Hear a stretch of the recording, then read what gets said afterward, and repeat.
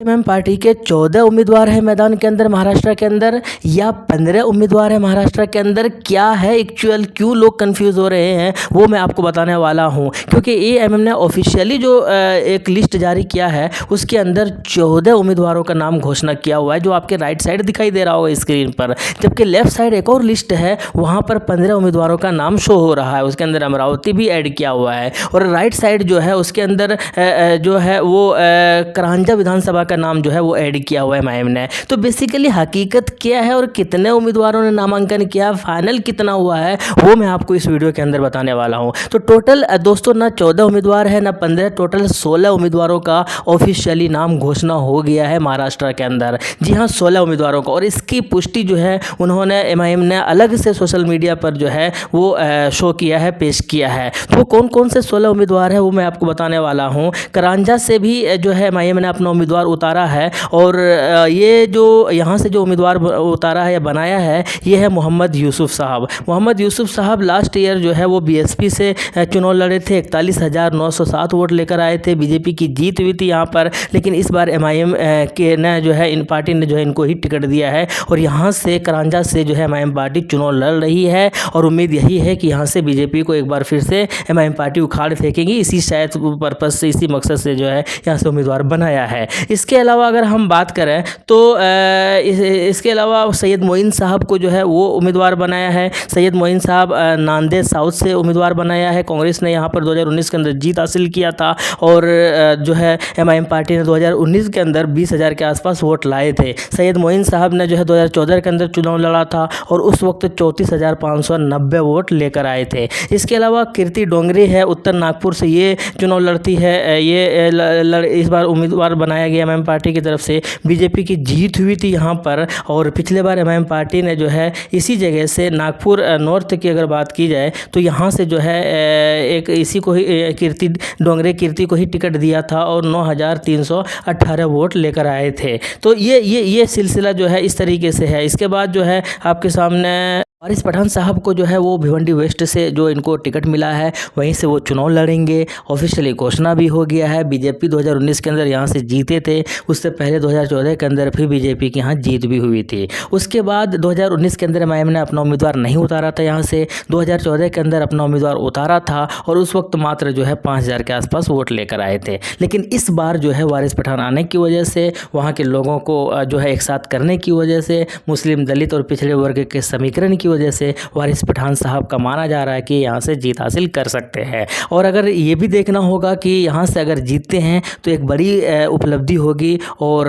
BJP को हरा कर ये जीतेंगे, ये बात तो तय माना जा रहा है। अब आने वाले वक्त में ही पता चलेगा कि कैसा रिजल्ट वारिस पठान साहब के फेवर में रहता है। पिछला 2 चुनाव वो बैकला से लड़े थे, एक बार 2014 के अंदर लड़े तो वहाँ से जीत हुई, 2019 के अंदर फिर से वहीं से लड़े तो लेकिन वहाँ पर हार हुआ। और फिर लोगों को लग रहा था कि इस बार भी वहीं से चुनाव लड़ेंगे, लेकिन वहाँ से नहीं बल्कि भिवंडी वेस्ट से वारिस पठान साहब चुनाव लड़ रहे हैं, इसकी पुष्टि हो गई। इसके बाद और कौन कौन से उम्मीदवार हैं? दूसरे नंबर पर कुर्ला विधानसभा की बात करते हैं। हमारे हिंदू बहन को टिकट दिया यहाँ से, बबीता कृष्णा जी को। और शिवसेना की जीत हुई यहाँ से। पिछले बार 2019 की अगर बात की जाए एमआईएम ने अपना उम्मीदवार उतारा था यहाँ से और 25,741 वोट लाया था। हालांकि उम्मीदवार दूसरे थे और इस बार हिंदू बहन को जो है वो उम्मीदवार बनाया है। मुस्लिम दलित का कम्बिनेशन समीकरण अगर काम करता है तो ये विधानसभा भी एमआईएम के फेवर में जाने वाला है, ये बात भी ऐसा माना जा रहा है। हालांकि ये तो आने वाले वक्त में ही पता चलेगा। इसके बाद तीसरे नंबर की अगर बात की जाए अतीक खान की, अतीक खान का भी खूब चर्चा हुआ क्योंकि सपा के अबू आसिम आज़मी का ये सीट है मानखुर्द और यहाँ से एमआईएम ने अपना उम्मीदवार उतार दिया है। तो इससे ये तो साफ पता है कि सपा का जो ये अबू आसिम आज़मी जो एमआईएम के खिलाफ हमेशा बोलते हैं, इस बार उनके लिए राह जो है आसान होने वाला है नहीं। 2019 के अंदर इनके सामने किसी भी उम्मीदवार को नहीं उतारा था एमआईएम ने, इसीलिए बहुत ज़्यादा वोटों से इनकी जीत भी हुई थी। 2014 के अंदर पहली बार चुनाव लड़ा था एमआईएम पार्टी महाराष्ट्र के अंदर, वहाँ पर यहाँ से अपना उम्मीदवार उतारा था तो उस वक्त बहुत कम वोटों से, यानी कि कम मार्जिन के साथ जो है इनकी जीत हुई थी सपा के अबू आसिम आज़मी की। तो इस बार जो है अतीक खान और एमआईएम की इस उम्मीदवार की वजह से जीतना शायद इतना आसान नहीं होगा और यहाँ पर कांटे का टक्कर भी चलने की संभावना है और शायद ये बहुत ज़्यादा सबक सिखाने वाली भी रणनीति है एमआईएम की तरफ से। इसके बाद चौथे नंबर की अगर बात बात की जाए तो महेश कुमार कामले साहब को जो है वो टिकट दिया एमआईएम पार्टी ने मिरज सांगली से। बीजेपी की यहाँ पर जीत हुई थी 2019 के अंदर, एमआईएम ने अपना उम्मीदवार उतारा नहीं था, लेकिन इस बार उतारा है और महेश कुमार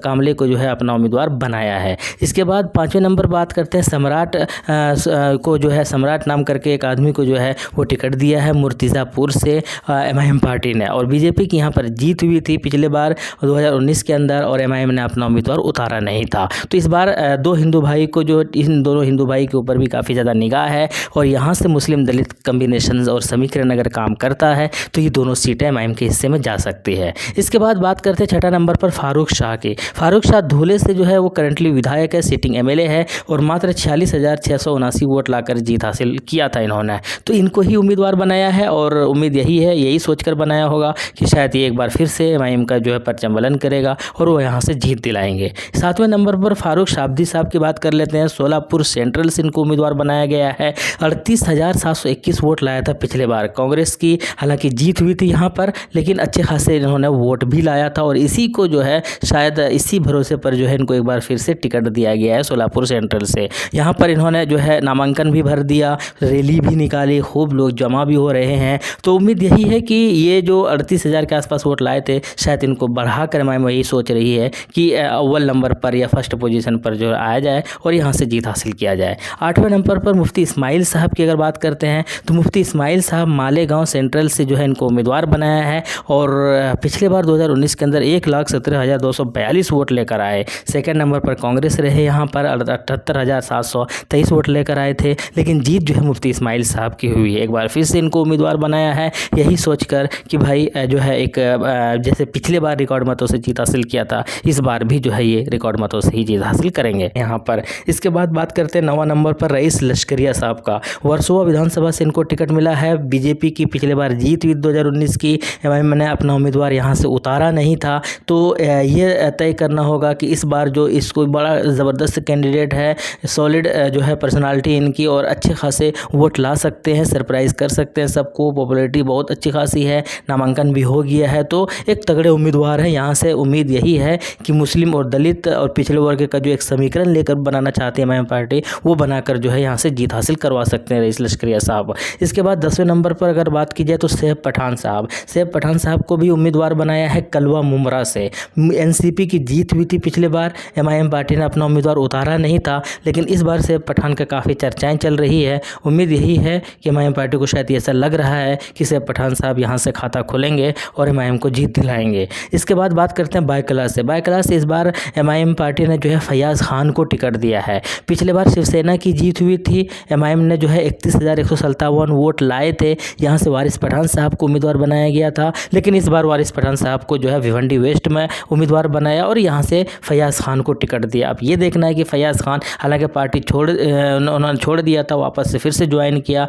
एक्स एमएलए है, तो उम्मीद यही है कि यहाँ से एक बार फिर से जो है फैयाज़ खान जीतकर विधानसभा पहुँचने में जो है एमआईएम की मदद करेंगे। इसके बाद 12वें नंबर की अगर बात की जाए तो नसीर सिद्दीकी साहब औरंगाबाद सेंट्रल से इनको उम्मीदवार बनाया है और नसीर सिद्दीकी साहब पिछले बार जो है अच्छे खासे वोट लाए थे, लेकिन जीत नहीं पाए थे। इस सीट से पहले औरंगाबाद सेंट्रल से इम्तियाज़ जलील साहब जीते हुए थे। इसके बाद 13वें नंबर की अगर बात की जाए तो इम्तियाज़ जलील साहब को एमआईएम पार्टी ने अपना उम्मीदवार बनाया है औरंगाबाद ईस्ट से। और औरंगाबाद ईस्ट के अंदर पिछले 2 बार जो है एमआईएम पार्टी ने अब्दुल गफ्फार कादरी को जो है वो टिकट दिया था।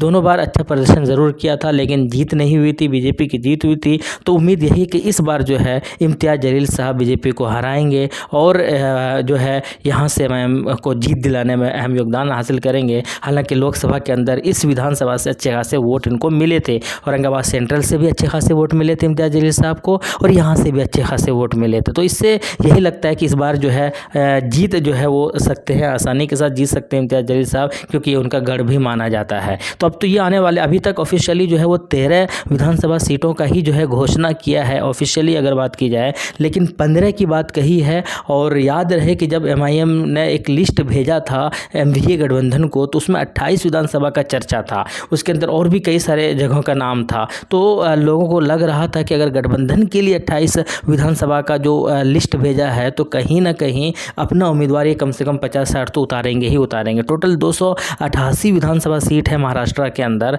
और 20 तारीख को चुनाव है यहाँ पर, एक ही फेज़ सिंगल फेज़ में चुनाव होने हैं और 23 को यहाँ पर सरकार बन जानी है, काउंटिंग हो जाना है कि किसकी सरकार बनेगी पता चल जाना है। तो लेकिन जब कम हुआ सीटों पर तो ये भी एक सोची समझी शायद पॉलिटिक्स का एक हिस्सा रहा हो, क्योंकि इस तरीके से अगर बातें करेंगे तो क्योंकि एमआईएम पार्टी चाहती थी कि गठबंधन में चुनाव लड़ा जाए और ज़्यादा से ज़्यादा सीट हासिल किया जाए। चूँकि एमआईएम के साथ गठबंधन नहीं हुआ और एमआईएम पार्टी चाहती भी है कि बीजेपी को वहाँ पर रोके महाराष्ट्र के अंदर, तो शायद इसी वजह से कम सीटों पर ही अपना उम्मीदवार उतारा है और वहाँ पर अपना उम्मीदवार उतारा है जहाँ पर एमआईएम पार्टी जीत सकती है। हालांकि इम्तियाज़ जलील साहब कह ज़रूर रहे हैं कि किंग मेकर बनेंगे और कैसे बनेंगे वो सारी चीज़ें बात की बात है, लेकिन फिलहाल जो है इतने ही सीटों पर 13 सीटों पर ऑफिशियली घोषणा हुआ है। आपको क्या लगता है इनमें से कितनी सीटों पर एमआईएम पार्टी जीत हासिल कर सकती है? कमेंट बॉक्स में बताइएगा। मिलते हैं नेक्स्ट वीडियो में। थैंक यू, जय हिंद।